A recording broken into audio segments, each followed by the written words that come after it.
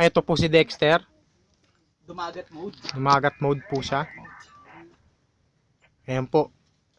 Napakataas po niyan. 10 story po yan. 10 story yung inaakit niya. Ayan po. Ang tawag po dyan, rock climbing po. Yan pong inaakit niya. Limestone po yan eh. Limestone yan eh.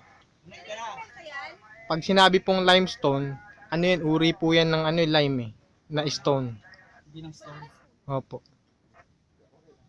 So, ayan na po. Nakarating na siya sa tuktok. Medyo traffic lang po.